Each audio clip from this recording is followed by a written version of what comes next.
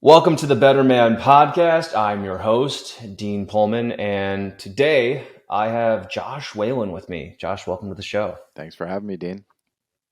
Yeah, so Josh was introduced, or we were introduced by Chase Tuning, who was a previous guest of mine. I've been on his podcast, and this is or actually, I haven't been on his podcast, but I will be eventually. But I was had him on the Better Man podcast. Chase is from Ever Forward Radio. He's got a pretty cool story and background as a U.S. Army veteran. Had some PTSD symptoms and kind of went through this really inspiring and revelatory transformation. He really acknowledged a lot of the things that we talk about on the Better Man podcast, which is acknowledging other aspects of your health, going beyond physical, going into your emotional and mental well-being, and actually taking care of it and going through the hard changes, the hard processes, the difficult processes that come with that. So Josh, anyways, Chase introduced me to Josh, and Josh is here. So there. Rock and roll, brother. Yeah. So Josh, we're both Midwestern guys. You grew up in northern Iowa. I went to college in Northern Iowa. I was born in Cedar Falls, Iowa, so little small town in central Iowa that's got the University of Northern Iowa Panthers, Kurt Warner's Mm-hmm. home, and Okay. All right. migrated over to Chicago after college for a handful of years, and somehow ended back in Colorado. Now I'm in Nashville. I'm like this gypsy right now. So Very nice. Yeah, I went to school at University of Wisconsin, so a lot of my friends live in Chicago. Um, it being the biggest city around Wisconsin. So um, cool. So I could tell people what you do, but I think it would be more fun to really talk about just men's health and some of the struggles that men face, and kind of just have a conversation with you, as another guy who's going through it all. Um, and I mean, I should also, tell people what you do. So, do you want to introduce what Blokes is and the yeah, mission of Blokes? yeah. Mission of Blokes is to give rocket fuel to every man on the planet, and primarily, that's through hormone optimization and prescription peptide therapy and diagnostic labs. And I run a brand on the other side. My wife does, which is our women's line, which is Joy. And you nailed it, man. We're just trying to elevate men and in every capacity, and trying to do our small little part in doing that. Awesome. So we'll get to that at the end. Eventually, we're definitely going to talk about that. But I really want people. So if you're listening to this and you're like, I don't want to have to go do testosterone therapy. I hear you. Like Josh is on the same page. Actually, we talked about this beforehand. We were like, dude, I just don't want to. I don't want to have a podcast where I'm just pitching testosterone therapy. So we're going to talk about a lot of other stuff. We're going to talk about you know at what point do you actually need to consider this, and what are some signs that things are declining? What are some lifestyle changes that we can make before we decide, hey, maybe this is something that I really do need medical attention for? So anyways, you're going to get a lot of this podcast whether or not you go with you work with Blokes or not.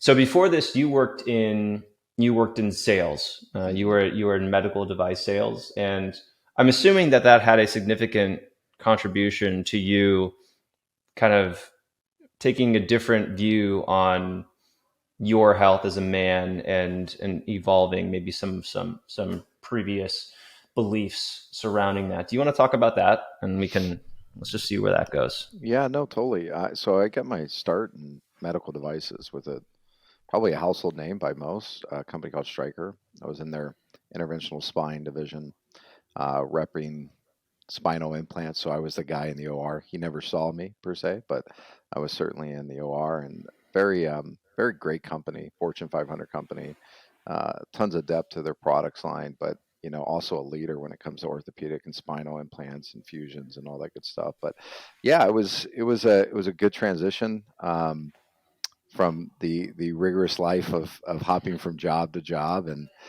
being in a healthcare company, it certainly makes you more aware of health. And it certainly, on my side of it, I was when we were treating patients, we were seeing patients that were not in good shape and didn't take care of themselves, whether it was an acute injury or a chronic injury. But most of it was chronic that just led to, more bigger issues over time. So you'd be naive to think that if you're in just because you're in that company, you're not seeing health on a day-to-day basis. We certainly were. Yeah.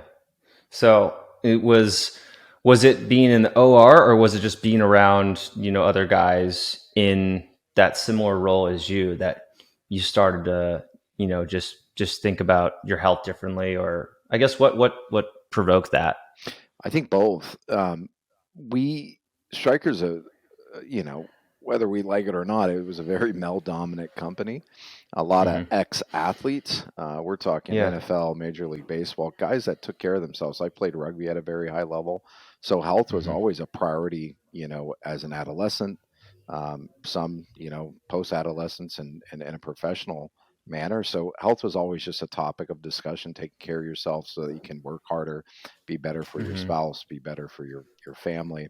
And then on the opposite side of that, man, if you're a lot of patients that we treated that are getting large fusions, a lot of times have just not taken care of themselves, and Hmm. they call it a downward spiral where over time they haven't eaten healthy, they haven't managed their environmental factors, their stress factors, and over time their body starts to degenerate. And if you were on one Hmm. of the tables that I happen to be in the room with, it usually wasn't a good sign. Yeah. I mean, I think that, I've had a lot of conversations with people who are trying to actively avoid surgery. Mostly, I tend to find a correlation between people who regularly exercise and people who do something, like man flow yoga. Like they're working on they're trying to address their fitness comprehensively. They're working on strength. They're working on flexibility. They're trying to work on their overall wellness and longevity. And there's a difference between those guys and the people who go to surgery because they're like, yeah, my back hurts, fix it. Just like, just do whatever you need to do. And they're just like, they just kind of use, modern medicine to keep rebuilding themselves. And then, okay, whatever they need, back to surgery, but not a lot of lifestyle change. And I think there's at least from my experience and from, just conversations I've had with in general in life, there does seem to be this like, okay, you want to work on your lifestyle to fix things, and you really don't want to do surgery. And then there's the, okay, like just give me surgery. Like option number one, screw physical therapy, just like straight to surgery. Have you seen that? Yeah, totally. If you're talking to a good surgeon, take for example orthopedic spine surgeons that I work with, neurosurgeons, a lot of them won't even operate unless you've taken some of those basic steps: Mm, nutrition, PT, some type of fitness. Because when you look at surgery, a lot of that's based off of outcomes. And if a surgeon operates on somebody that he knows he's going to have an unlikely or bad outcome, that just hurts him as well. It's not just the mm-hmm, patient. So there needs to be a consciousness when you do that. The same thing could be said for, let's just take a family medicine doctor or a primary care doctor. uh, I've being in healthcare for such a long time, I've somewhat become disenfranchised with so many things. And mm-hmm, when you go in and see these physicians where they see you for probably less than 5 to 6 minutes, I think the national mm-hmm, average is right around 9 for a primary care doc to see you if you're even seeing a physician, to just mm-hmm, throw a pill at a problem. Like if you're not sitting down with a physician and they're talking about root causes and how you solve that, or maybe what you're putting mm-hmm. in and out of your mouth, are they really doing you any justice? The same thing could be said Yeah. for surgery. Yeah, I think you've got to find, I like to believe in I know in fitness world, I think there's a lot of demonization of doctors. They're made out to be like, they just want to give you a pill, and they don't actually care about fixing you. They just want to get their cut from, you know, Pfizer or like whatever it is. And my dad's a doctor, and I know a lot of doctors, and that's for the most part. I mean, there's most people, they're doing what they were trained to do. They're using Exactly. the tools that they were taught to use. some of them also incorporate, lifestyle changes. But I think the reality is, and I've said this before, I think the reality is that most people coming into a doctor's office aren't going to make the lifestyle changes. And so, they're presented with, hey, look, I'm going to have you start doing, you can do yoga in the mornings. I want you to start eating real food during the day and prioritizing your sleep. So they could say like, hey, you can do this, or they can say like, well, I've got a pill that's going to help with that, and you're not going to listen to me anyway, so here, take the pill and go fuck off. I don't think it's that bad. It's not that bad, but like I can No. just like imagine that there is like some level of pessimism, and and with surgeons, it's good to hear that most surgeons are, they want to make sure that you've tried to do things, Yeah. that you've worked on physical therapy, that you've done everything you can before you get to surgery, as the quote unquote last resort. My wife's a physical therapist, and um, something that she's said multiple times is that there's sometimes, depending on the type of surgery, there is no percentage. There is no difference in the percentages of failure versus success in whether you have the surgery or not. It's dependent on what you do after the what you do after the surgery, or if you do the physical therapy that you needed to do to fix the injury. So some people need, maybe some people use the surgery as a way to motivate themselves to do the physical therapy that they need, and then they look back at the surgery and say, "This is what fixed it." Right. But you know, anyways, I could spitball on that all day, but no, I think you bring up a few good points so earlier. I think doctors they come out of fellowship or the residency, and a lot of what they practice today is what they took with them, whether it was 5 years ago, 10 years ago, 20 years ago. I mean, we're just Mhm. starting to talk about gut health, which most doctors were probably not even talking about that 10, 15, 20 years ago. And not Mhm. that I'm an expert in gut health, but that's a huge topic right now that we're Yeah. realizing is so important. And I think one of the tough things for physicians, and I employ physicians. I work with them. I love them. They're part of our business model. When you start practicing with insurance in mind, you are somewhat dictated and limited to how you even treat or care for a patient. And there certainly is pessimism. I think one of the hardest things that we deal with is patients, and every patient is different. It's also one of the best things we deal with. And I think as we evolve in society, I think patients need to really own that journey as much as anybody else. They need to find the right physician that can allow them to give them the right care and not just practice sick medicine. So I think Mhm. there's a lot of good as well. And I think medicine's really evolving as we speak. Mhm. Yeah, I definitely. I'd like to say so as well. So I didn't. That's something new to me too. I guess I didn't consider how insurance can limit how you treat a patient, and that can lock doctors into a certain way of practicing. Yeah. Actually, this makes me think of, I've got a friend who actually trained his son in yoga, and he's a surgeon, and he has a friend who has a different model of being a doctor. He has like a monthly subscription, Yep. and you pay to be able to talk with him, and he'll say like, you'll call him, you're like, oh yeah, you've got this, here's your antibiotics, go, so instead of having to go in. But the other part of that is, let's approach your healthcare instead of looking at the existing method. I'm assuming it's a lot different way of being treated. Yeah. As this, it sounds like this is something you're familiar with. Totally. That the evolution and the emergence of what I think your friend is doing is concierge style practice. And a lot Mm. of that is membership based, allows them to really try to focus on the patient. And, I gave a hint on the whole sick care model. Um, I used to own and operate regenerative medicine clinics, i.e., stem cell clinics, and we incorporate insurance for knee osteoarthritis. And I'll give you just an example. would have, let's say 10 payers that we're dealing with on a day-to-day basis: Blue Cross Blue Shield, Humana, United, Aetna, Cigna, Medicare, Medicaid. Every single one of them had different modalities in how we had to treat a patient. Hmm. And a lot of that was based off of their metrics, not necessarily based off of studies, certainly not based off of doctor preferences. They were forcing you down that pathway. The same thing is in all sides of medicine. You're even starting to see this now in hospital systems, where they're only allowing a handful of maybe device companies that can even participate and the implant portion. So doctors are being handcuffed to some extent. Hmm. And that's why I think you're seeing doctors also express their desires to do concierge style medicine.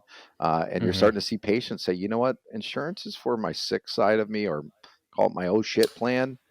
And they're Yeah. they're also going that route. So that whole this didn't happen 10 years ago, and you really just started to see it 5 years ago. That's what I'm really appreciating about this consumer driven healthcare. At the same time, the physician burnout dealing with insurance on a day-to-day basis, that they're even saying, you know what, I'm done with this. I'm going to do a monthly membership model. I'm really going to focus and hone in on my patient. Hmm. Yeah, actually, so I write little note cards when this is how I like keep track of my thoughts as I'm doing these interviews. And I wrote insurance versus care right before, like a few sentences before you said it, because it was like, well, if insurance is going to pay for certain things, but they're not going to pay for other things, then maybe it's sense you kind of have this quasi model where you have, you use you do care one way, and then you do like my, oh crap, I really need this, for insurance, and you do that the other way. So, um, yeah, I mean, it's called health insurance, right? It's not called health care. So, It's true. um, yeah. At the same time, there are certain things that, I mean, maybe you'll be familiar with this, but are there certain things that health insurance covers that men should be aware of, like guys who have a normal healthcare plan? Are there things that are covered by insurance that they should be Yeah. utilizing? Yeah. Most insurances should be covering at least an annual physical. Hmm. And most insurances should be covering some type of blood testing that they're incorporating on an annual basis. Which is expensive, It can be extremely expensive, out of especially, pocket. Yeah. yeah, and especially when you're going through insurance. Like, you got to understand, part of the reason that healthcare costs are so high on so many different scales is because there's these things called fee schedules. And a lot of times what happens is practices or labs or pharmacies charge above a normal fee schedule just to collect. So if a patient doesn't have insurance and they need to do that out of pocket through an office, they're paying that fee schedule because that's the legal mandate. And Mm. honestly, it really, I think one thing that you're seeing that's interesting is like Mark Cuban, this cost plus 10% model with Yeah. with drugs. I think it's phenomenal. I think it's going to disrupt the space because it takes all these fee schedules and it throws them out the window. And it is convoluted and made healthcare really, really hard to deal with. Not only as a patient, like imagine calling a physician right now in any standard insurance practice and saying, hey, what's my cost going to be for this? What's my cost going to be for that? There's no straightforward answer. You'll never get that. Or better yet, let's say you're trying to have a kid, call a hospital and say, what am I going to pay out of pocket for this cost? You can't ever get it. And it's really kind of a disaster in my opinion. So somebody like a guy like Mark Cuban is completely disrupting the space this way. Hmm. Yeah, I was. So what you were saying, it brought up a thought. I had I was bitten by a tick, so I had a tick-borne illness, Ooh, and I was in the ER for like a total of 3 days, wow, and I didn't have health insurance at the time, wow, or I had a really terrible health insurance plan that only covered one ER visit per year, yeah. and so I didn't hear anything from anybody for like 5 months. I'm like, maybe they forgot about my bill. And then they sent me a bill. It was I think it was What? $32,000. I was Oh like, man, what do I do with this? I'm like, this is no. more, this is, I don't know how much it was relative to, it was over 50% of my annual income at the time. Wow. Um, and this was like, so I went through they had like financial assistance thing. So I went through that and I said like, this is how much money I actually make. And then like everything looked like it was going through, and then it just like stopped, like dead in the water. Couldn't talk to anybody, couldn't. And so I just left it alone. I hopefully no debt collectors are listening to this podcast right now, but I was just like, I can't pay this. Like I Yeah. can come nowhere near to pay. I can come nowhere near to paying this. I Yep. emailed you. I called you. I said, can I get set up on a payment plan, or can we negotiate this and I can pay you less? And they're like, no, you have to pay the full amount and it has to be within 12 months. I'm like, well then, Yeah. sorry, I'll just Yeah. avoid buying a house for the next 7 years and I'll try again later. Yep. Fortunately it never went anywhere. They just ignored it. But I would assume that the reason the cost was that the cost was so high because not only was I paying for my healthcare, I was also paying for all the other people who wouldn't pay their bills. So Sure. they were just like throwing it all into one. Maybe someone will pay this Yeah. type cost. It's a But mess, man. It's owning and operating medical clinics, and now we're cash pay. Like it's so much easier. It's so much more simple, less mhm, convoluted, especially for the consumer or the patient. In a practice, the billing side of it is so convoluted. It's so in depth. When you look at how many, they're called ICD-10 codes. Basically mhm, there is a code for every single thing. And mhm, in your case, God, let me tell you a personal story. We're still getting bills for my son who's almost 2 years old, who was born. And it's like you got an anesthesiology bill, you got a hospital bill, you got an OBGYN yeah, bill. And it's like, at what point does these things ever end? And part of it is yeah. just because it's so complicated and convoluted. Yeah, I'm really excited that my wife does our child's healthcare because yeah, I that was one thing I'm just like I can't learn this. I'm Yeah. not in a space where I please, you know, I'm thankful that my wife handles that part is what I'll say. Me So, too. yeah. So one other thing that I wanted to talk about with you is you probably went through some. We talked about this Yeah. when we first met. I was like, let's talk about some real stuff, and we were like, well, marriage is hard. Let's talk about that. So was there, I'm assuming you kind of had like the typical office job. What was your schedule like before you started doing what you do now? Did you have similar work hours or lifestyle or? Yeah, I've been pretty darn lucky, man. Since I got my job with Stryker, I've worked from home for the last 14, 15 years. Oh And wow. it's taught me a lot. It was a tough transition. Now I've become so efficient in it. I have an office. I've always had an office. I just work better from home. I have my home gym. I have my Hmm. coffee. I have my food. I can eat what I want to eat. Yeah. So I've been pretty fortunate in that manner. It doesn't mean it's come with less stress. It doesn't mean that it's made life easier in every facet. But for some Hmm. things, like for example, let's take a guy who works a normal corporate job and he's got a 45-minute commute. But he's Hmm. burning what, almost 2 hours a day just in the car. My level of efficiency, I wake up almost 6:15, 6:30 every day. I get up, make coffee, do breakfast for the kids, get my workout in, done. I'm productive that the rest of the day until I decide to shut it down. And that's one of the benefits that has allowed me to work from home. So I have not been your standard corporate guy in a long time, including my corporate gig. But when you Hmm. look at corporations, there's just so much hierarchy and so much politics, and that's what I wanted to escape. Hmm. So you talked about being productive from home. You've spent 14 years doing that. Hmm. What are some habits that you've developed or some strategies you've developed that you think could be helpful to other guys working from home? Because a lot of guys are new to this. I don't need to mention why pandemic 2020 last few years, and then a lot of people working from home. So what Yep. are some things that guys need to keep in mind, or what are some things that strategies or tools that they can use? Yeah, I mean, for me, I have kids, so that's always something that comes into play.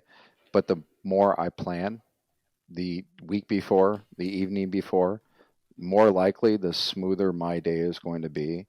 I've had to get into a rhythm of just blocking off personal time during the day of working out because I know I Hmm. need it. I need that physical Yeah. exertion. I need to sweat, whatever it is. I don't even care if it's just going for a walk. Make sure you're blocking off just a little bit of time for yourself. I mean, I'm even big into these Peloton workouts where you can dedicate 20, 30, 45 minutes, however long you want, just to get a Tabata style workout in for guys Hmm. like you, yoga. I mean, it's huge. Hmm. But planning and not beating yourself up if it doesn't always go to plan.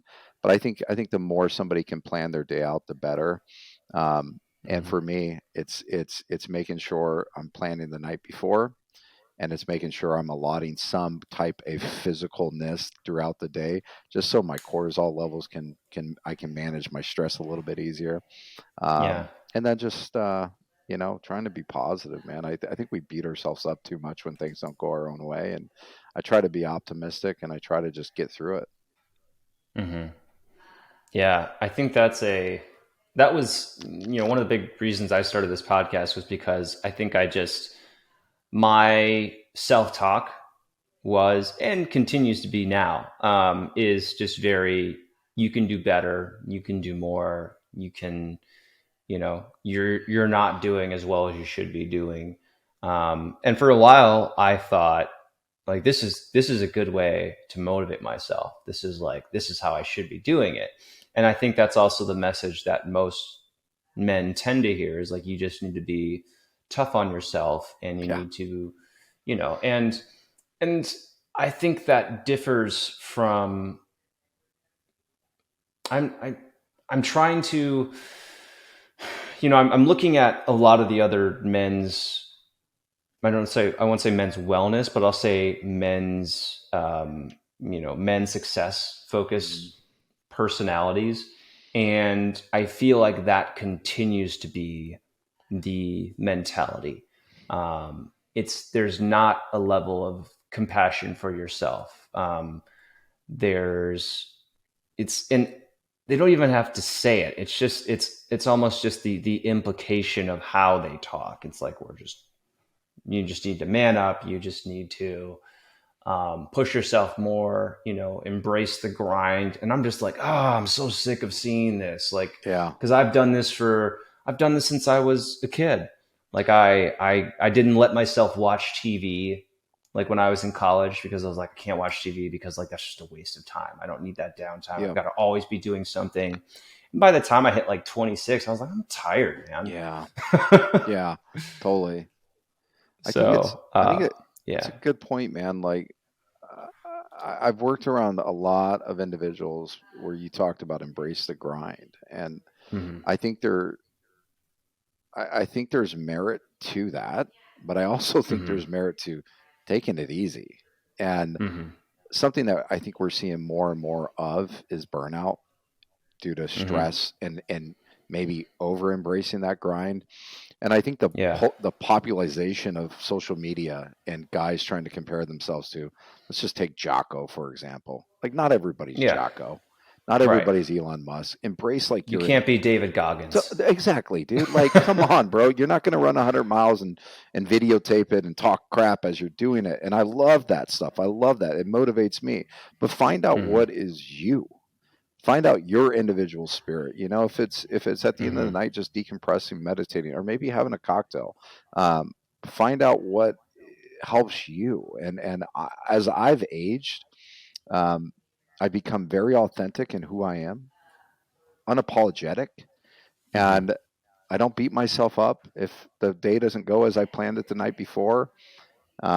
We're not always gonna, do things the right way, and I try just not to live in that bullshit, and I try to Hmm. be very positive. And sometimes you got to grind it out. Sometimes you got to reset and take it easy. I've been known to Hmm. just say, you know what, I'm done for the week. I'm taking Friday off. I don't want to even answer Hmm. calls because I'm going to come back Monday. I'm going to be charged, and I don't dwell on the fact that I decided to cancel my day on a Friday. You know? Yeah. I actually did a similar thing on Monday. Um, the weekends are. I find often that my weekends are tougher than my weekdays. Right here, bro. Same thing, man. Like, it's I met up with a friend yesterday, or a couple of days ago. it was great. I got to go hang out with a bro of mine, and we sat and talked for like an hour and a half, for like an hour. It was wonderful.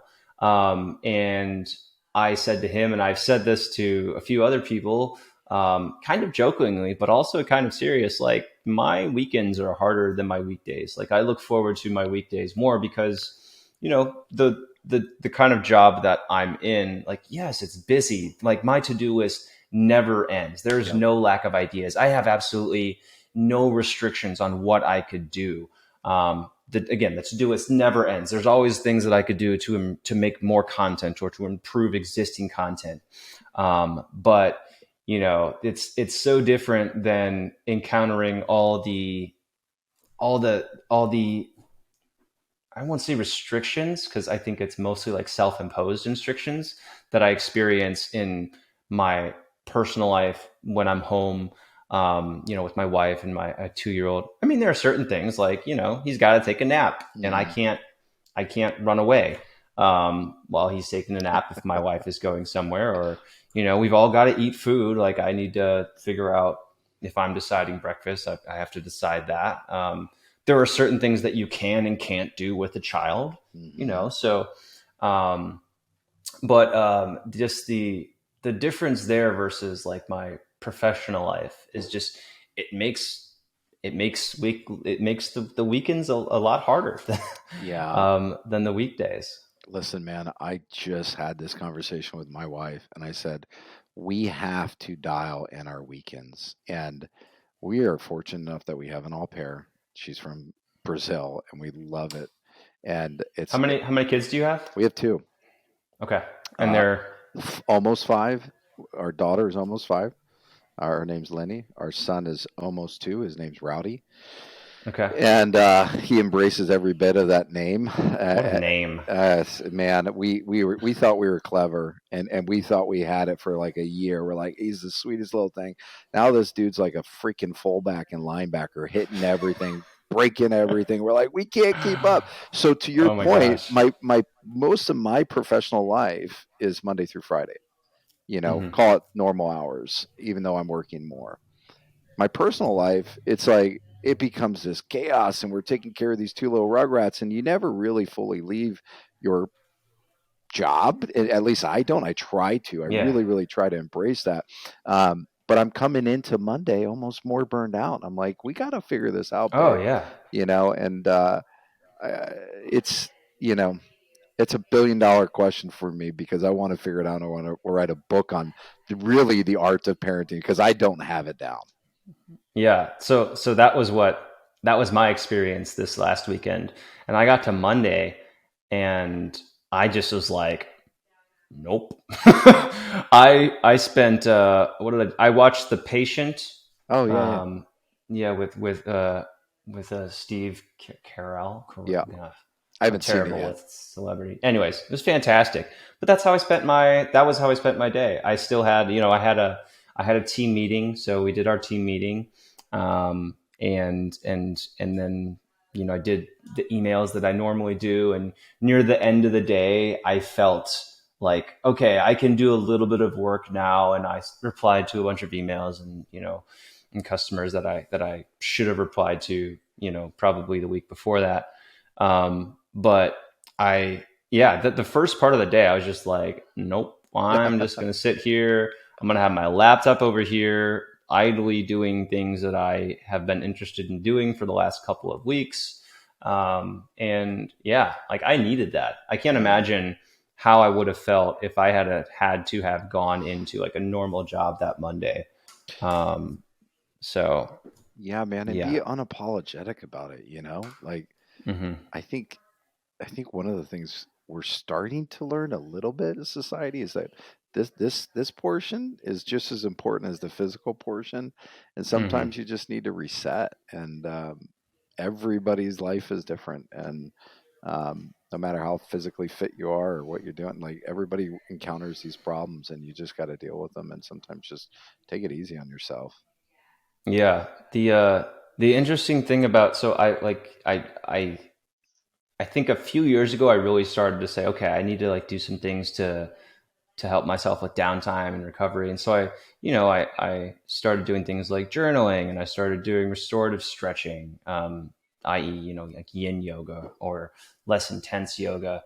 And I started doing things to kind of recharge, like going for walks. And the problem was I was looking at them, I was doing them with the intention of, I'm doing this because it's going to help me recharge and I'm going to feel better and I'm going to be more productive, instead of just enjoying the task for Yeah. its intrinsic value. And so, like, I was doing these things, but I wasn't getting the benefit because I was like, this is just another productivity habit Yeah. that I'm doing. And Yeah. so like the struggle now is to, like, fortunately I've, done a lot of more focus on breathing. Sure. And it's actually something that we talk about a lot in Manful Yoga is breathing. Yep. And I've been able to get a lot better at that. So when I'm out walking, I'm like, oh, okay, like this is like an opportunity to breathe and to Yeah. relax, or to like just be fully present. So, trying to get the phone away from you, Yeah. trying to just, and also trying to not record things as Yeah. much. Like, just like, don't record it. Just live it. Um, It's but it's yeah. it's funny you mentioned that, man. So I'm into electronic music. I'm into all kinds of music. Okay. But I just saw, oh, who did I just see? I saw Rufus. Swedish House Oh, Mafia nice. like a couple months ago. And Nice. I was like, it's gonna all be all these kids who were on TikTok, and it was all people in their 30s like me. So it's like flipped on Swedish, but I saw those guys, geez, like 10 years ago in Coachella. You're Yeah. making me feel old, but um, I think one of the most admirable things, there's a DJ by the name of Lane 8. He's phenomenal. If you Mm, haven't checked him out, he's I'm gonna one of my have to. favorites. He's out of Colorado, but he has a mandatory take your phone at the gate. And it's these like, Mm, I'll try my best to explain it. It's like these glorified Ziploc bags that yeah. lock, and you get the Yes. key, right? I've never seen this. This is the first time and it was maybe a year and a half ago I saw him at Red Rocks. And Hmm. it was the most memorable concert experience I think I've ever had. And you know Hmm. why? Because he forced us to socialize. He forced us to enjoy the show and live in that moment. And, listen, you're in social, I'm in social, we're running businesses, we're entrepreneurs, we're founders. You forget to live in that moment. And Hmm. it's such a rewarding thing when you finally just sit back. Like my wife and I, we have something called no tech time. Mm, If it's 5:30, whatever the time is, we say no tech time for 2 hours. And it's hmm. really helped us. It's really helped us to enjoy our time with our kids, to enjoy our time with ourselves, get the kids sound, go check the phone again, do whatever we need to. Then we're in bed. But I think you really got to live in that moment. You got to really appreciate the small wins Hmm. and, you know, take a step back from all this tech. Yeah, I agree. So now I'm intrigued about this, this agreement that you've created with your wife about no screen time for 2 hours. Do you have you Hmm. created other kind of, I don't know if agreements is the right word, Sure. or other regular Yeah. talks or other regular meetings, or like scheduled maintenance type things that Yep. you established those types of things? Are they more informal, or how have you, what are Yeah. some things you've done, Great and question. how? Yeah. Great question. Here's what I figured out. When it was informal, it never happened. Hmm. So when we actually were intentional about our relationship, things improved. When we're intentional about, working out, it improved. And we have one date night a week that we have carved out. Hmm. It's, 3, 4 hours where we just go out. It's not even like whether we go get dinner, we go for a walk, whatever. It's just her and I and appreciating each other. And then Saturdays we have some carve out time where we go get a workout in, try to have breakfast, coffee, whatever, just ourselves, so you can kind of reset from the long ass week. We Hmm. call it reentry. And it's just coming into the weekend and then trying to be better parents. But absolutely, man.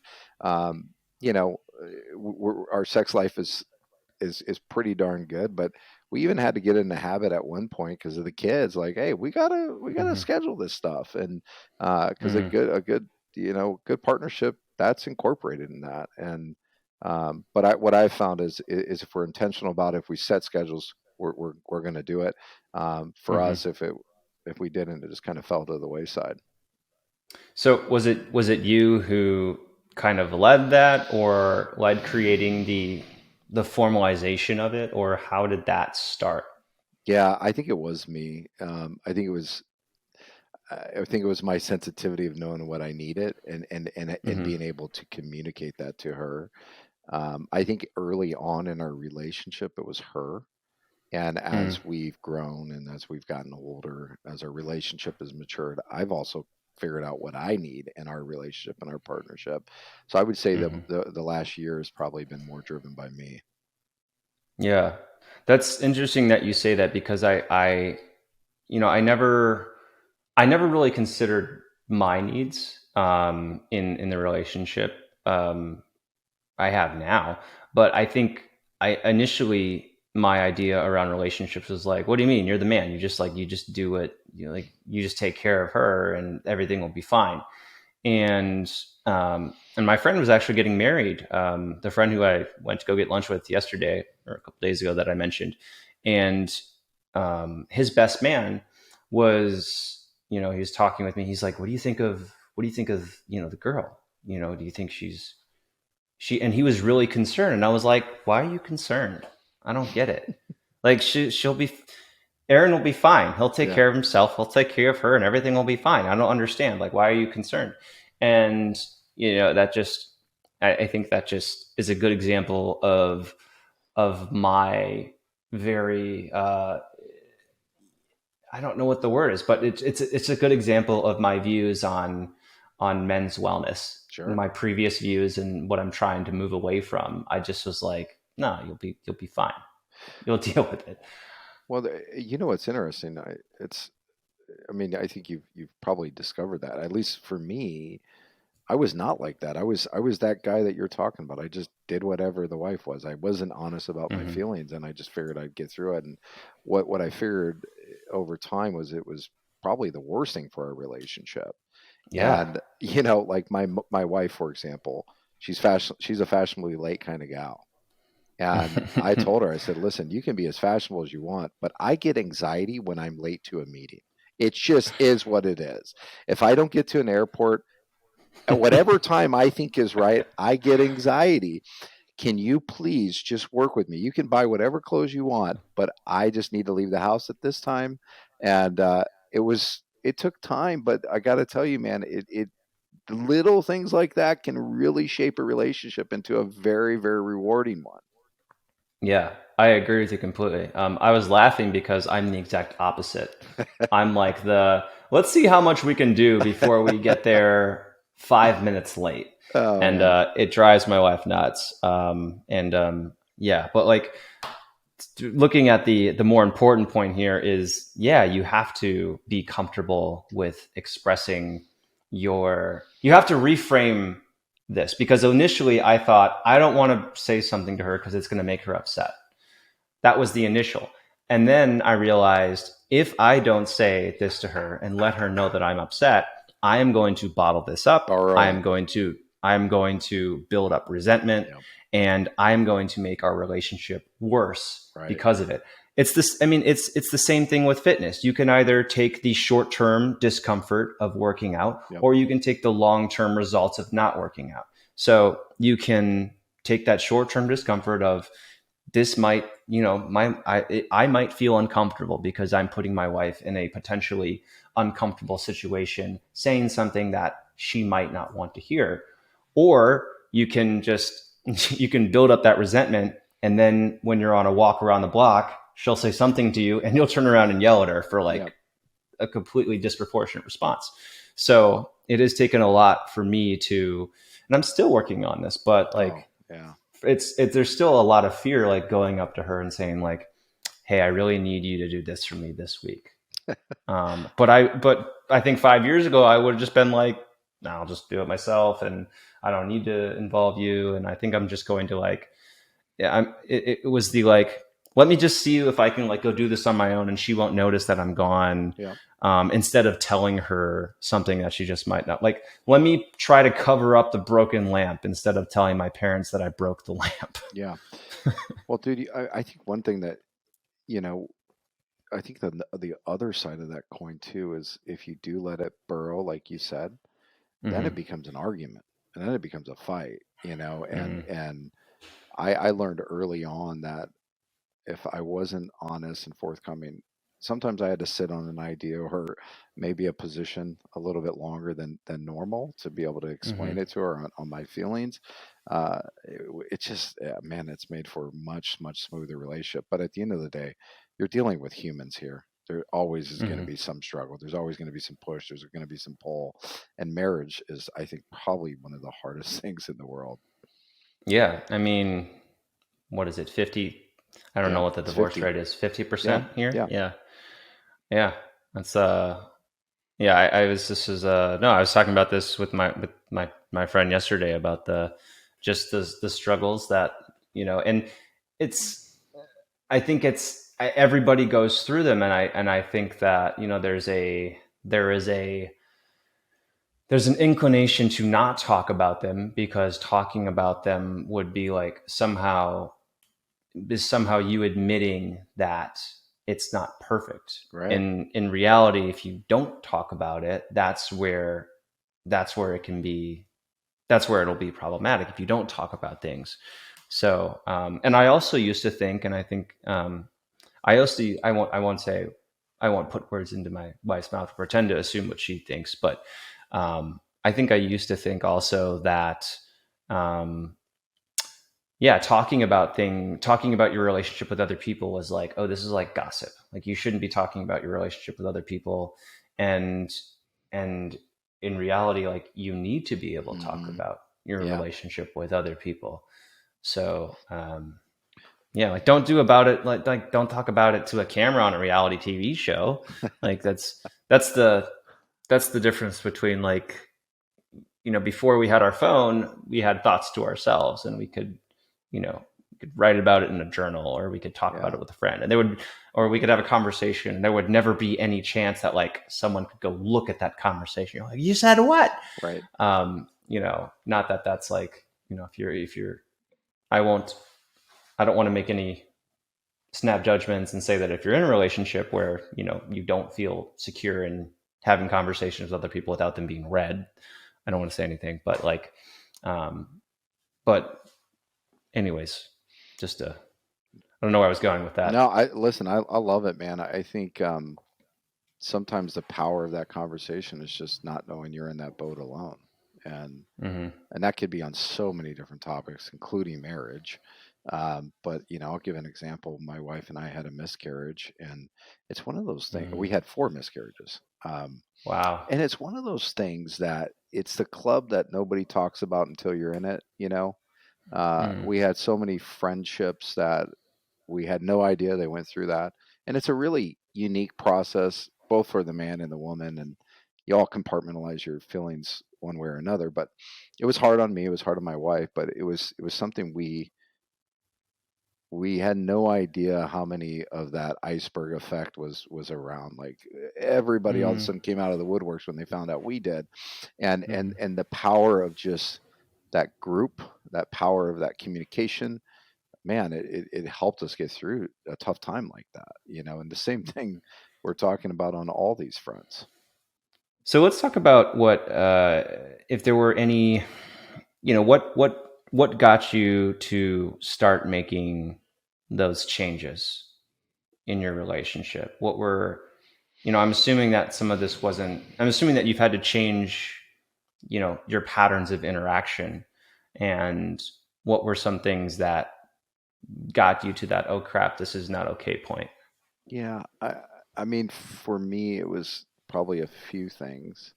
One, it was not. It was embracing the path of least resistance. Like if you're constantly arguing and you're not coming up with the solution, then what's the point? Like it's like the Mm, definition of insanity in a relationship. Yeah. And a lot of it was trial and error and just figuring out like how she responded, how I responded. And nobody wants to be in a relationship where you're completely honest and you're telling every feeling and every thought. Yeah. I think there's some tactic to that, but for me it was just it was trial and error with a better result. And Hmm. uh, nobody likes to be in a relationship where you're constantly bickering, constantly fighting, arguing. And I certainly was no different. And I just figured Hmm. that if we're going to have a more productive relationship, that was one start to it. It was one minor piece to it, but it was a big piece. Hmm. Yeah. The the argument isn't as important as I actually said this at my brother's wedding. I said, "Hey, like the what you end up deciding isn't as important as how you handle the discussion." A lot of the times, and very often, like I've also been, I think as men, we also tend to like we want like a we want a the beginning, the middle, then the Yep. conclusion to the argument. We're like, okay, we're in this. You've created your points. I've put forth my points, and let's all vote. Okay, cool. I won. Great. Let's move on from the argument. Um, and aside from the fact that that's not the point, very often, like you don't have to come to a resolution. You just No. have to say, this is how I feel, and this is how I feel, Yep. and then you go away from each other for 5 minutes, and then you come back and you're like, hey, I still love you too. And, it's like, cool. Like, we didn't have to come to a solution. We didn't have to like hammer out um, and that's something that I've really struggled with, because I have this fear that I think I grew up in this environment where we just didn't have these arguments, and to have an argument was very like, whoa, this is a big freaking Sure. deal. Like, this is bad. And so I think I developed this fear that if I would have an argument, that this would be like, oh, my mom's like, she's never going to talk to me, or like my dad is going to be disappointed in me and I'm never going to like, or I don't know, and of course that doesn't make logical sense, but that was like that was where my emotional brain went. And so, my wife, my wife complains about this sometimes, but she's like, but when you want to have a conversation, and like a real conversation, it takes like an hour, or it takes 45 minutes. We've timed it. It takes me 45 minutes to get through these, because I'm so scared that I'm so scared that the conversation, unless it is properly resolved, will result in her like, she's not going to love me anymore. She's done. And it just like, I don't know why, but like, and that's not like there's no logical reason why that is, or there's no like, that's just, that's the emotional fear. It's not Sure. even me like putting that emotion into words or into thought. It's just like, that is the fear. And that's why there's like so much effort and so much time added on to this unnecessarily. Dude, that's you, man. That's what she married you for, probably. I mean, it's not like she didn't know that getting into that. And I think the beauty of marriage, is that like being able to appreciate each other for so many different things. And you mentioned something earlier. It's like one of the things I've learned in marriage is, and what's funny is this was said in one of our speeches, was don't make a mountain out of a molehill. Hmm. And if anything I've learned from marriage, and even more so as a parent, is patience. And not to have to win every single argument, and just to maybe move on, and know that you might just not agree on something, and that's okay too. And that's the beauty of just like a relationship or a partnership. And um, for me, it's been a really interesting 7 years as a husband, and it's been a even more interesting 4 years as a dad. It's taught me a Hmm. lot that I didn't even think I possessed. Yeah. Patience, right there. That's what when you go to weddings, they're like, you get the 40, the 50-year-old couples on, and you ask them like, what's the key to a marriage? Yeah. It's like Yep. patience and communication. It's And I then we're like, that's not, but somehow we think like, no, that's not what ours No. need. Yeah. You're old. You walked 5 miles to the school too, didn't you? You know. Yeah, exactly. Um, well, I also want to check in about like, what are some, because you eventually went on to create Blokes, and I kind of want to get a sense of like what are some things that you I just took a hard left turn there, guys, stay with me. But I kind of want to get a sense of what were some early warning signs for you that you needed to start looking at your physical health. Yeah. Um, Mine were, I was not cerebral enough on my own to actually notice, believe it or not. Mm, Guy in healthcare, you think you were paying attention to that a lot more. The reality was, it was my wife. She was ready to divorce me because my body changed, my mind changed. I needed wow. 10, 12 cups of coffee in the day to get through it. My sex drive had tanked. Now, How old there's, were you? I was in my mid 30s. I was like 36, 37 when this started to happen. And And you were a former rugby player. yeah, Let's no, just put man. this out. Jeez, man. I was the definition of a gym rat at one point. So I knew my body well. I knew it had changed, but it happened so slowly. Mm, That type of change happened over a year or 2 years. It doesn't bother you as much. It's not an acute injury, right? Like you tear your ACL, you know you messed it up.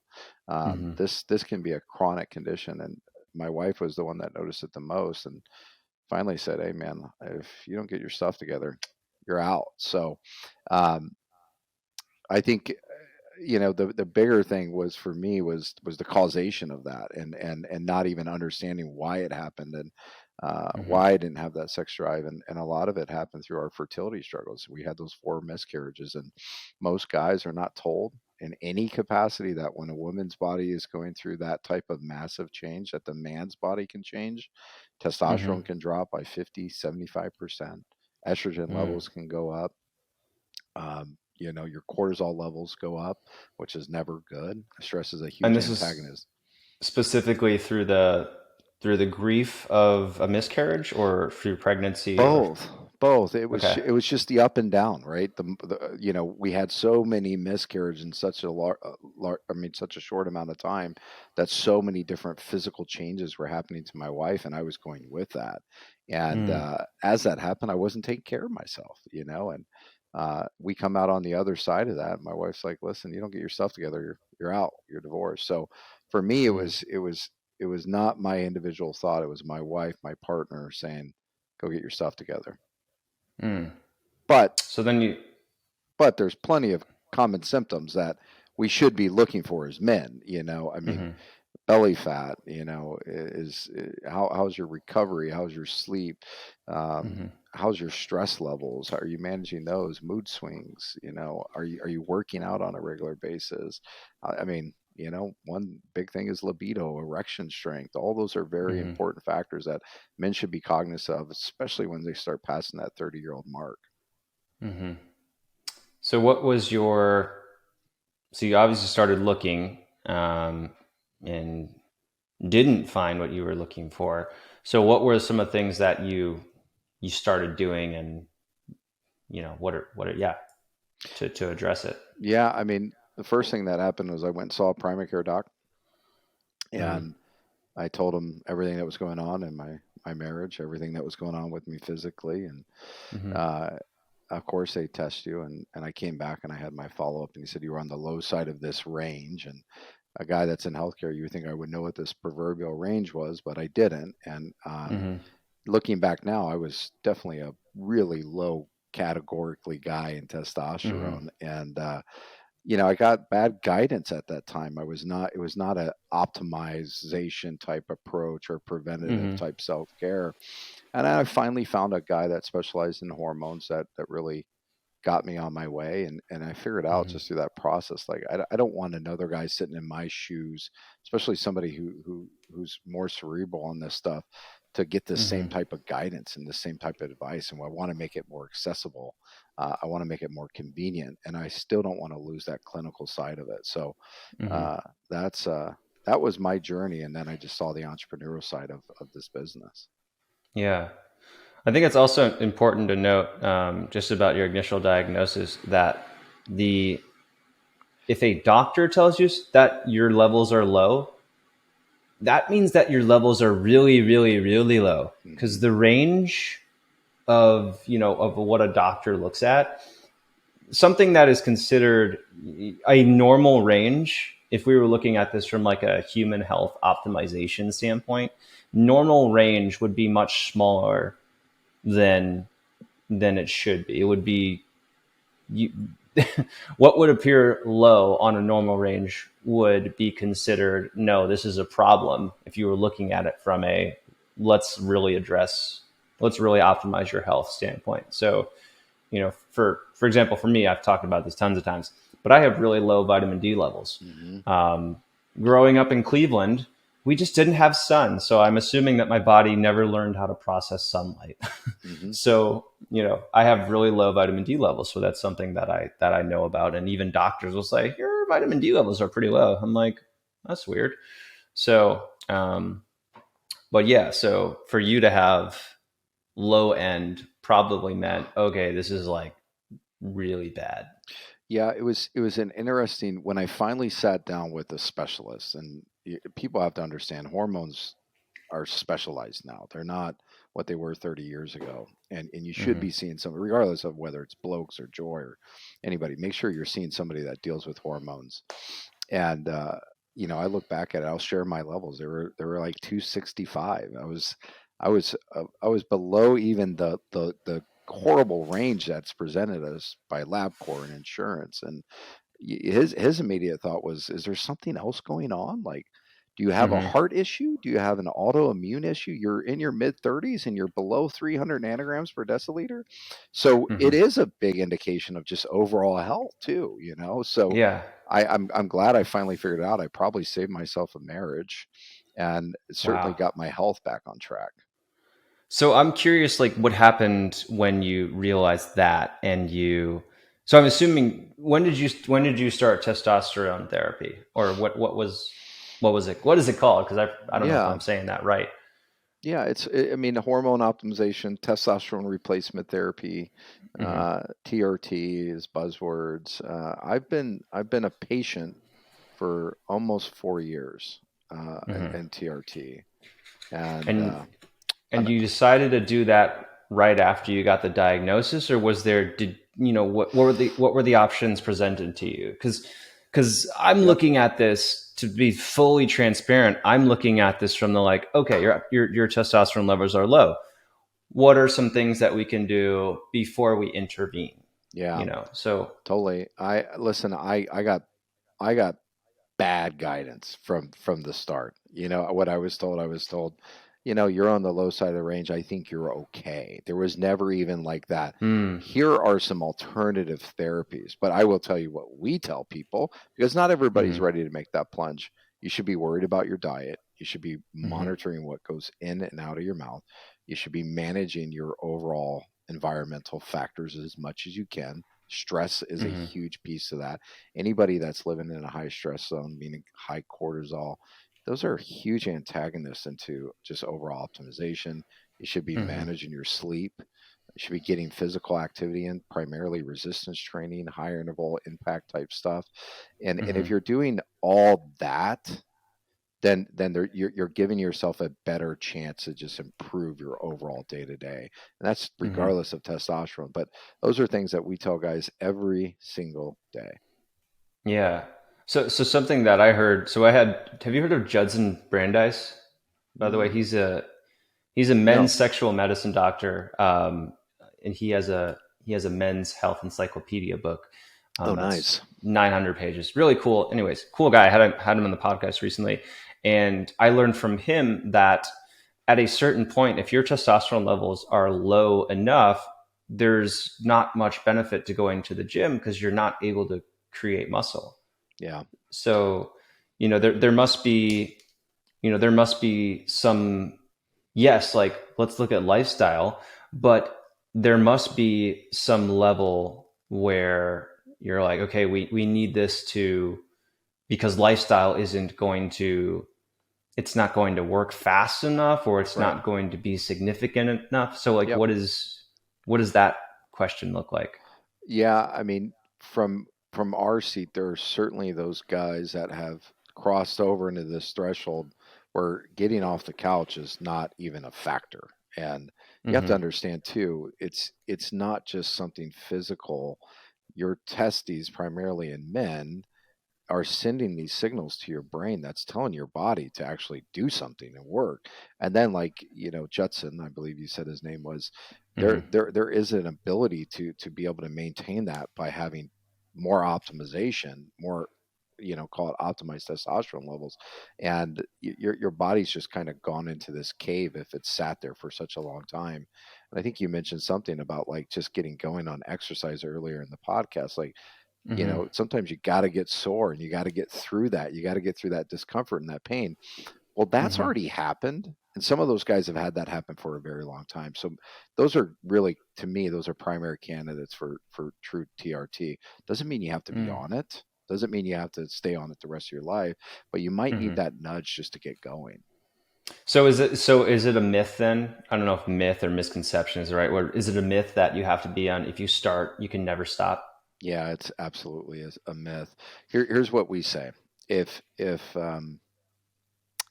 you are not at a level of optimization, to get there, you're likely never going to achieve that through lifestyle changes, like you talked about, strength and conditioning, Hmm. nutrition. But it doesn't mean you have to stay on it. Most guys stay on it because they like the way they feel. Their body's changed, their mind has changed. Hmm. But we have guys that cycle on TRT, cycle off it. There's really good ways to do that through certain therapies. But it is a myth. But the Hmm. bigger thing that people should be saying is, can you achieve an optimal state without it? And most guys cannot. Hmm. Got it. What age? Like, I mean, for you, you were mid 30s. Yeah, So, I was young. wow. We typically, our bulk of guys are usually in their early 40s to, upper 50s, 60 years old. But Hmm. we're seeing younger and younger men come in with really poor overall testosterone levels and Hmm. high estrogen counts, other things that just are off. And I think there's a whole slew of issues there that nobody's Hmm. really talking about. I mean, we know that testosterone levels are going down and down and down, generation Hmm. over generation. We know that sperm count is down, and I'm not really sure why we're not talking about this more. But Hmm. it's definitely to me, it's an epidemic, and it's scary at the rate we're going. What it's going to look like in 50 years. Hmm. Yeah, I mean, if I can just lend some maybe opinion to why the view is like that, I think maybe I don't know, maybe there's like a little bit of a resistance to saying that you want to improve your testosterone because it's like you're like, maybe you're scared of the response. Maybe there's like, oh well, Yeah, you're just you're just like an alpha male and you're so worried about your testosterone and like you don't actually need that testosterone. You just want to feel better. Um, or maybe there's like I guess on the other end, there's like, well, I don't want to even consider the fact that I might have low testosterone yeah, because that would make me less of a man. mhm, Um, so, and like for me, for example, like if I were to, just from my perspective, if I were to like go like, or even consider like I need to have my testosterone levels looked at, then I think the response would be like, dude, no, you don't need to have your testosterone levels. You're fine. yep, Just like, like you don't need to optimize them more than and maybe I do need to. I don't know. Um, but I think that the bigger thing is, if you're not symptomatic, you don't need it. Like, there are mm, telltale signs that should push you down this pathway. The better thing for a man, in my opinion, is to be able to notice those things. But more hmm. importantly, regardless of whether you're considering any type of elective therapy, every man, especially when they cross that 30-year-old mark, should be getting some type of baseline labs at least once a year, so that you can be Hmm. looking back to that one. I mean, the value of labs and getting ahead of any type of disease state, not just optimization, is so important as you age. Hmm. Yeah, and I will say that so those the yearly labs, I know that for me, that's something that's covered by insurance. So I can go to my primary care doctor and I can say I'd like to have these levels looked at, and I can have all of those tests run. I can have a testosterone test done. I can have, and it'll cost me like $50 out of pocket or something like that. So that is something that, guys, if you do have healthcare plans, some health insurance plans, that is something that you can do. Yeah, and we So, we try to make even if guys don't have insurance, we try to make a comprehensive panel pretty affordable. I mean, a couple $100, which isn't that much when you include the interpretation and just the talk through with our physicians, and I mean break that that's out really of low. it is and That's really affordable. I mean, because I've looked at some other brands, totally. and it's like 200 to $300 to get one of the tests. Yes. Yeah.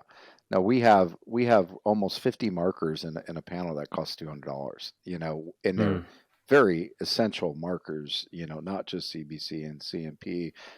You're getting into cortisol, inflammation, obviously hormones, thyroids, all things that are important as you age. So this is what I wanted to ask. What are some indications that guys should be on the lookout for? So for you, you mentioned like you were drinking 10 to 12 cups of coffee a day. I'm Yeah. assuming you had a different body composition. Hmm. What are some things that guys should be? Because I'm assuming they're not all related to, just gaining Yeah. weight. I don't know. Yeah. You know, a big one is morning erections. Blood flow is a very, very important thing in the human body, especially in men. And if you're not getting morning erections on a regular basis, there's probably something that's a little off. Hmm. Um, Belly fat is a big one. Energy levels. Have you plateaued in the gym? Have you plateaued, maybe in running that you're not achieving what you did? Is your recovery, is your soreness, is that a little off?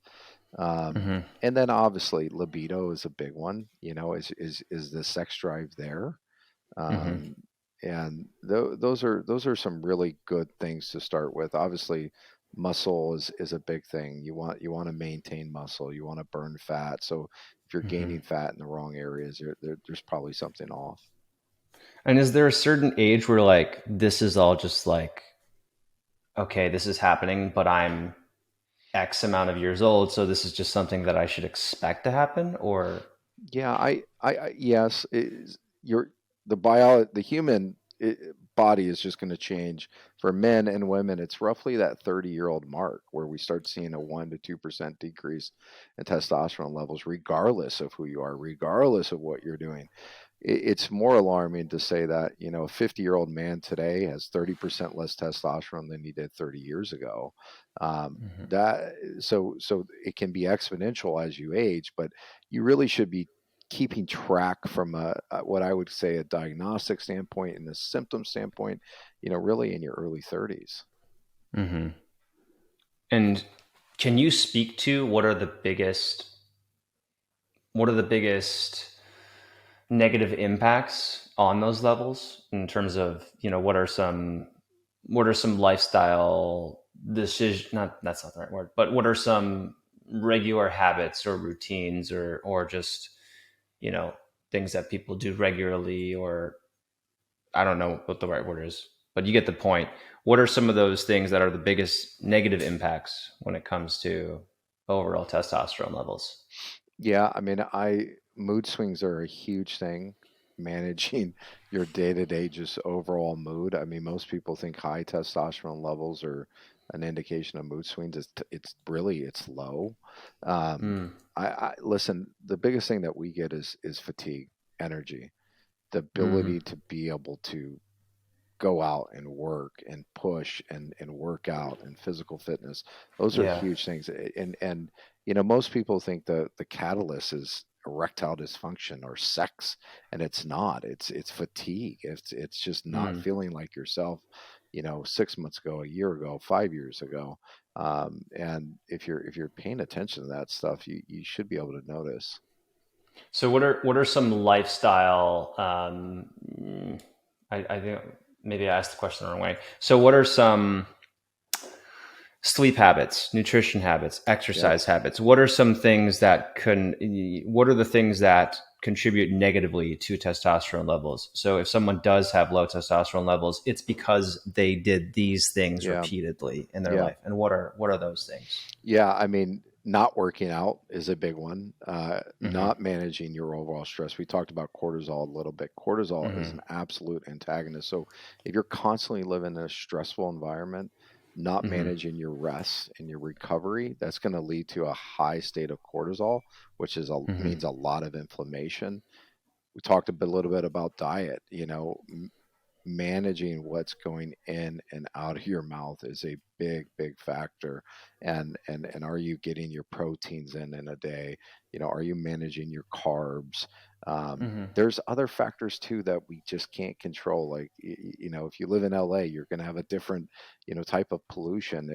Do you drink out of plastics every day? We know that plastics are directly related to low testosterone in men and women. Those are things that you can clean up pretty easily. But a big thing is diet regulation and Mm-hmm. lifestyle. Meaning, are you working out? Are you getting resistance training in on a regular basis? Yeah, it's interesting that you bring up the plastics because that was brought up. I had Blake Bowman, who's a really cool guy, who runs something called Gorilla Zen Fitness, and he said that like plastics.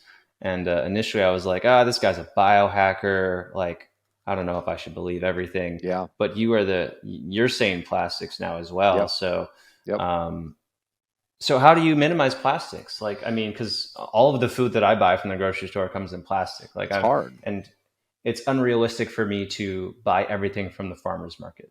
Yeah. So, Yeah, it's hard, man. It's especially if you don't have the means. But the best thing to do is try to just eat whole foods, not processed foods, and hmm that in itself is going to help you eliminate buying good meat. But it is yeah, it is hard, especially if you don't have the means. And we've all been to Whole Foods and we've all been to the run of the mill grocery store.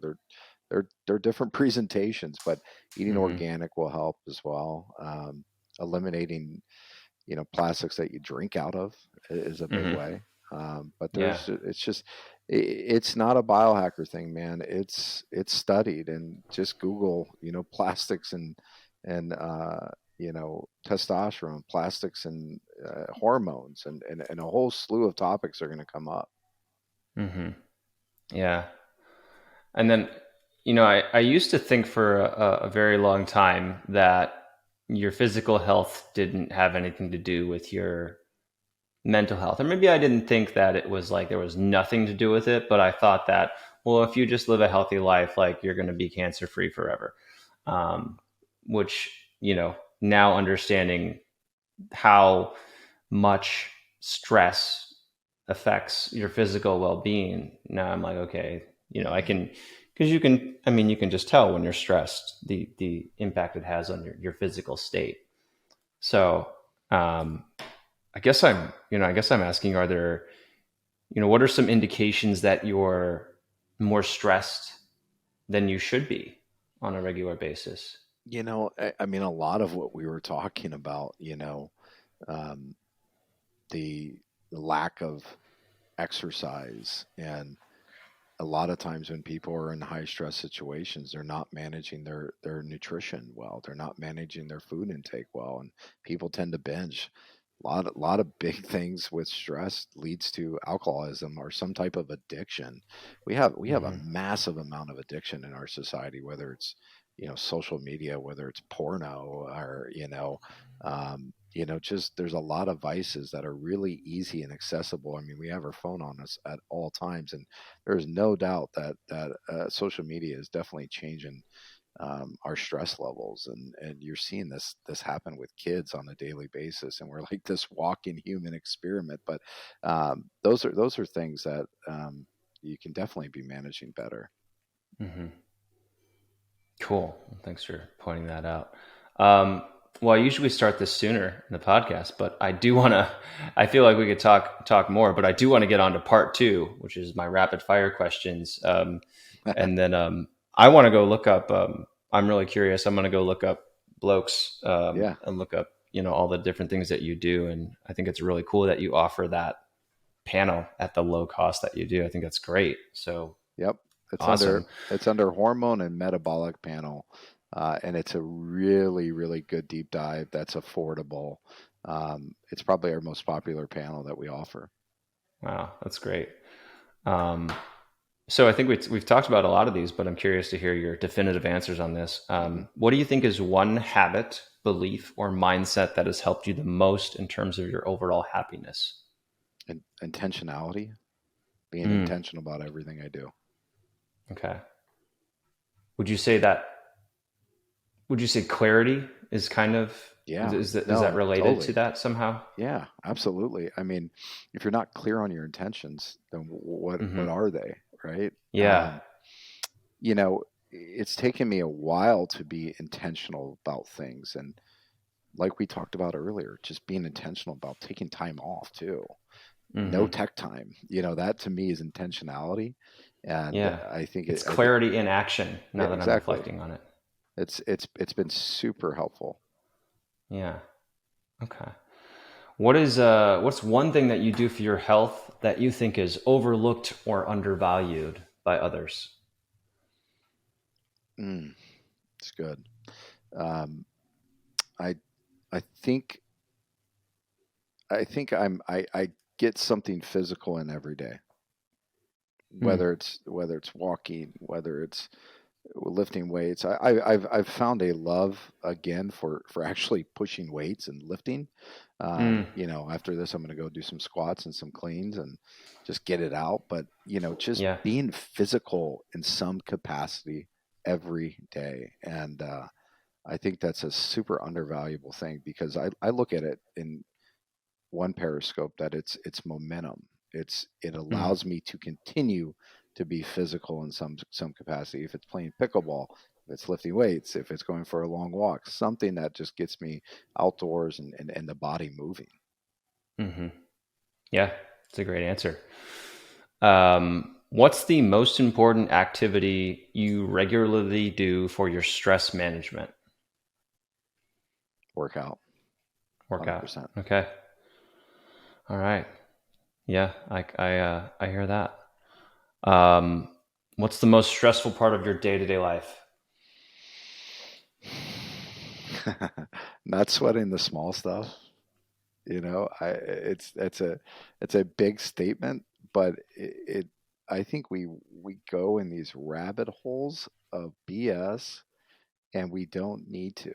I have to tell myself this, and my father just passed away, and um, everything always works out. Like, look at all the small problems and the big problems that you probably sweat it way too Hmm. much, and somehow it just figures itself out. And sometimes it may not be exactly what you wanted, but a lot of times it's just okay, and you'll get through it. So, Hmm. um, not sweating the small stuff and just being very, very cerebral on the fact that things always work out. Mm. That's that's great advice. Let's just no, let's do it. That's the Right? hard part. That's the hard part. Yeah. I love those YouTube videos. They're titled like "Watch this and you'll never do this again." I'm like, yeah, because we're all just logical and emotions have nothing to do with how we make decisions or take action. We are Yeah. human. We are so human in the fact that you know you got to work on this stuff, man. Like meditating, for example, it's a big thing. It takes work. It takes Yeah. practice. You know, I've saw this thing on social media. Guy says practice makes what, and everybody goes, it's perfect, right? No, practice makes improvement. And the guy who meditates for an hour every day didn't start at an hour, and the guy who does a cold plunge didn't start at 10 minutes. He started at one. You know, there's Mm. you, you know, it's so powerful. Yeah. All right. Last big question. What do you think is last question? The big question. What do you think is the biggest challenge facing men and their well being right now?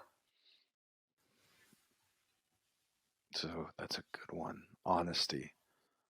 I think being honest with themselves, Hmm. assessing themselves. And I get this question a lot is why don't men take better care of themselves? And I think there's a lot of reasons, but I think from a very young age, as a kid, we were told to tough it out, put some dirt on it. You'll get through it, you know. And Hmm. we may have lost a little bit of vulnerability we may have lost a little bit of being able to show some emotion, but I think I think the more honest you are about your health, the better you're going to be. And listen, man, I have a stepfather who just got diagnosed with stage 4 colon cancer, and it was a badge of honor that he hadn't seen a physician in 12 years. That's a big deal, Mm. and he wasn't honest with himself. And I think we probably could have got ahead of that a long time ago, before it even happened, if he was. Yeah, it's unfortunate, but yeah, I mean, it also brings up questions of like, well, what does being honest with ourselves mean? It's true. And you know, anyways, well, cool, Josh, that was awesome. Thanks for being honest and being vulnerable and talking about your life and your mission with Blokes, and that was really cool for me. Love it, man. Thanks for joining. Yeah, Thank I you hope for you having guys me. enjoyed it as well. Yeah, hopefully we can do this again. But guys, thanks for joining me. What's the best way to check out Blokes, by the way? Easy peasy, man. Blokes.co is our website, and then at Get Blokes is our Instagram handle. We do a lot of good things there, a lot of great content. If you want to help the ladies out, it's choosejoy, JOI.co, and their Instagram handle is Joy Women's Wellness. So lots of good options for both people. Awesome. Cool. Short and sweet. Well, guys, thanks for joining me on the Better Man podcast. Joshua, thanks again. And I will hope this inspires you to be a better man. I'll see you on the next episode. If you like that episode, check out this other one right here. I think you're really going to enjoy it. If you haven't subscribed, click this subscribe button over here, and you can listen to the full episodes on any major podcasting platform. Full details below in the description.